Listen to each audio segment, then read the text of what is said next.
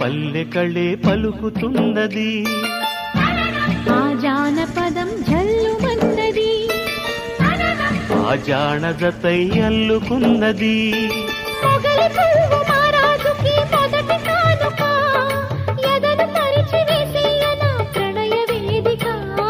మల్లె నవ్వు మారాణి ఈ గొల్ల గోపిక, మూగ మనసు వింటున్నది మురళి గీతిక. రేపల్లె మళ్ళీ మురళి విన్నది, ఆ పల్లె కళే పలుకుతున్నది.